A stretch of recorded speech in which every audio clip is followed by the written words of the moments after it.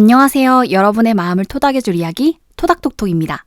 이번 영상에서는 저의 인간관계를 대하는 태도와 대화에 대한 관점 자체를 바꾼 충격적인 책을 주제로 이야기 나눠보려고 하는데요.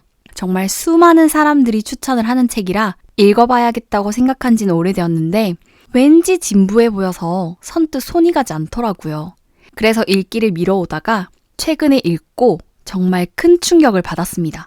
어떻게 보면 당연한 것들인데 왜 이렇게 진작 생각하지 못했는지 당황스럽게 느껴지고 더 빨리 알았으면 좋았을 걸 아쉬울 정도였어요.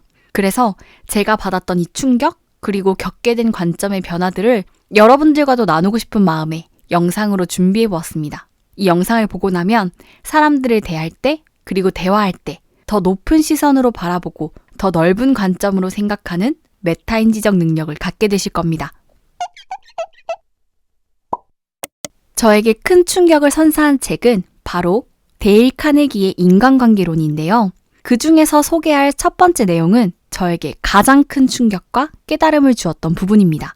바로 그 사람이 원하는 건 뭘까를 생각하는 거예요. 책에서는 다른 사람의 마음에 강렬히 원하는 마음을 불러일으키도록 하라고 말하는 챕터인데요. 여러분 혹시 낚시 가보셨나요? 물고기를 낚으려면 미끼를 매달아야 하잖아요. 그럼 미끼를 뭘로 해야 할까요? 물고기가 좋아하는 것이어야겠죠? 내가 초콜릿을 좋아한다고 물고기도 초콜릿을 좋아하겠지 생각하면서 미끼로 초콜릿을 다는 사람은 없죠? 그럼 낚시에 실패할 테니까요. 그런데 대부분의 사람들이 사람한테는 그렇게 생각하지 않는 것 같아요. 물고기에게는 물고기가 원하는 건 내가 원하는 것과 다를 거야. 물고기가 원하는 게 뭘까? 고민하는데 사람한테는 나와 비슷할 거라고 막연히 가정하는 것 같아요. 비슷하게 생각하고 비슷한 걸 원하고 비슷한 걸 좋아할 거라고 말이에요. 그래서 상대에게 뭘 선물할까 생각할 때 내가 좋아하는 걸 선물하고 상대가 정말 나와 다르게 사고하는 것 같을 때나 나는 단 걸 진짜 좋아하는데 상대는 질색팔색하는 걸 볼 때면 너무너무 신기해하죠. 내가 나로밖에 살아보지 못하기 때문에 나를 기반으로 예측하는 건 어찌 보면 당연한 일인 것 같아요. 저도 여태껏 그래왔고요. 그래서 상대방도 나와 비슷한 걸 원하고 비슷하게 생각할 거라는 전제를 깔아놓고 내가 원하는 걸 어떻게 잘 전달할까를 주로 고민했어요. 내가 원하는 걸 상대에게 기분 나쁘지 않게 잘 전달하면 문제가 해결되고 내가 원하는 게 얻어질 거라고 생각했어요. 그래서 나전달법이나 대화의 기술을 잘 익히려고 했고요. 그런데 생각해보세요. 내가 원하는 걸 잘 전달한다고 해서 상대가 무조건 그걸 들어줄까요? 당연히 아닐 텐데 저는 나전달법으로 얘기하는데 왜 안 들어주지? 라고 생각했어요. 물론 명령조로 이야기하거나 화내는 것보다는 들어줄 확률이 높겠죠. 나와 좋은 관계를 맺고 있는 사람이라면 아마 무리한 부탁이 아닌 이상 들어줄 테고요. 그렇지만 저는 나전달법으로 말하는 것이 내가 원하는 걸 잘 말하는 것이 내가 할 수 있는 최선이라고 생각했었어요. 내가 잘 전달했는데 들어주지 않는 건 내 문제가 아니라 상대의 문제라고 여겼던 거죠. 상대가 원하는 게 뭔지는 생각해보지도 않고요. 사실 제일 중요한 건 상대가 무엇을 원할까? 내가 원하는 것과 상대가 원하는 걸 어떻게 잘 연결할 수 있을까인데 말이에요. 이걸 깨닫고 진짜 큰 충격을 받았습니다. 그동안 얼마나 나를 중심으로 생각했는지를 깨달았거든요. 우리가 그러하듯이 상대방도 본인에 대한 것, 본인이 원하는 것을 생각합니다. 그렇기 때문에 인간관계에서 생기는 문제를 현명하게 해결하고 싶다면 또는 상대방에게 호감을 얻는 사람이 되고 싶다면 상대방이 원하는 것이 무엇인지를 고민해보는 게 도움이 될 거예요. 다음 방법들을 말씀드리기 전에 먼저 여러분들께 질문을 드리고 싶어요. 여러분은 어떤 사람을 좋은 사람이라고 기억하고 계신가요?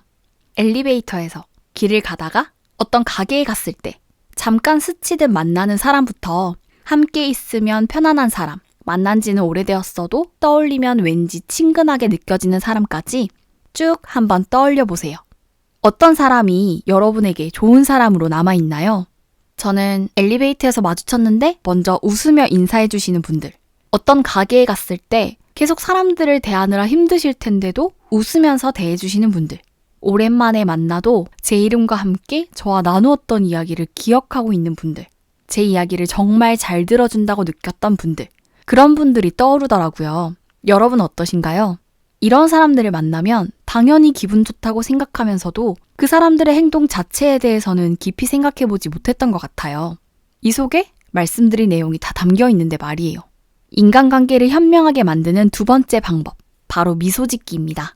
돈 안 드는데 나도, 상대도 바로 기분 좋아지게 하는 것으로 미소만한 게 없는 것 같아요. 미소, 웃음은 거울 뉴런을 자극하는데요. 거울 뉴런은 어떤 행동을 보거나 소리를 들을 때 마치 거울처럼 그것을 따라하게 만드는 역할을 해요. 콤이나 예능에 중간중간 삽입되어 있는 웃음소리가 이런 거울 뉴런 효과를 적용한 예라고 할 수 있죠. 중간중간 나오는 웃음소리가 시청자를 함께 따라 웃게끔, 더 재밌게 느끼게끔 만드는 거예요. 그래서 해맑게 웃고 있는 사람을 보면 나도 덩달아 기분이 좋아지는 거고요. 그럼 내가 웃는 얼굴로 상대를 대한다면 어떨까요? 당연히 찡그리거나 무표정인 것보다 훨씬 기분이 좋아질 거예요. 나를 기분 좋아지게 하는 사람을 싫어할 수 있을까요? 쉽지 않겠죠? 그렇다고 웃는 게 남한테만 좋은 거냐? 당연히 아니죠. 기분이 좋지 않은 상태라 하더라도 웃으면 행복하게 만드는 도파민, 진통작용을 하는 엔돌핀이 분비되기 때문에 기분이 좋지 않더라도 억지로라도 웃으면 기분이 좋아진다고 해요. 감정에 따라 웃고 울고 한다고 생각하지만 실은 감정과 행동이 서로 연결되어 있기 때문에 억지로라도 웃으면 기분이 좋아진답니다. 그래서 웃음은 나에게도 좋을 뿐 아니라 상대에게도 나를 호감으로 느끼게 하는 비법이죠. 세 번째 방법은 이름 기억하기인데요. 간혹 아주 오랜만에 만나서 누구인지 잘 기억도 나지 않는데 내 이름을 기억해서 불러주는 사람을 만나면 어때요? 내 이름을 기억한 것에 굉장히 놀라고 감동받습니다. 내 이름을 기억해 주었다는 것이 나를 의미 있는 사람으로 봐주었다는 것으로 느껴지기 때문이에요. 책에서는 상대방의 이름은 그에게 있어서 모든 말 중에서 가장 달콤하고 중요한 말로 들린다는 점을 명심하라고 말하고 있는데요.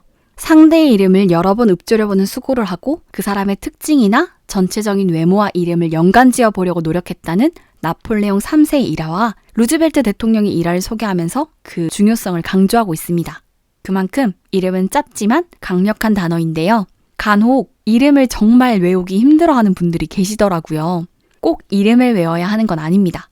그 사람과 나눈 대화를 기억하거나 그 사람이 들려주었던 이야기를 기억할 수도 있어요. 결국 포인트는 그 사람에게 진심으로 관심을 갖는 것입니다. 네 번째는 훌륭한 이야기꾼이 되는 간단한 방법인데요. 무엇일까요? 바로 이야기를 경청하는 겁니다. 훌륭한 이야기꾼이 되는 방법이라면서 경청이라니 의아하게 느껴지시죠? 하지만 이야기 나누는 게 즐거웠던 사람들을 한번 떠올려 보세요. 그럼 바로 이해가 되실 겁니다. 예를 들어 이야기를 진짜 재미있게 하는 사람이 있어요. 근데 그 사람이 완전 헤비토커예요. 그래서 그 이야기를 계속 듣는 거예요. 계속 듣기만요. 그럼 계속 재미있을까요? 분명히 아무리 재밌는 얘기도 듣기만 해야 한다면 지겹게 느껴지기 시작할 거예요. 저는 이야기를 나누면서 즐거웠던 사람들에 대해 떠올려보니까 결국 제 이야기를 잘 들어준 사람들이더라고요. 그 사람이 이야기를 재밌게 들려줘서가 아니라 제 이야기를 신나게 할 수 있게끔 해줘서 그 대화가 즐거웠던 거였어요. 그걸 깨닫고 나서 사람들과 대화를 할 때 유심히 한번 관찰을 해봤어요. 그리고 정말 충격을 받았습니다. 저를 포함한 모든 사람들이 나와 관련된 얘기만 하고 있더라고요. 물론 자기 이야기를 할 수밖에 없죠. 자기 이야기를 잘 하지 않는 사람은 괜히 친밀함이 덜 느껴지기도 하고요. 그런데 어떤 주제가 나와도 그 주제에 맞는 자기의 이야기를 하고 싶어하고 그에 대해 공감받고 싶어하는 사람의 본능을 느꼈달까요? 저는 제가 상대의 이야기를 잘 듣는 편이라고 생각했는데 자세히 관찰해보니까 그 이야기에서 나의 경험과 비슷한 부분을 발견하고 공감하고 나의 경험을 이야기하기 위해서 듣고 있다는 느낌이 들더라고요.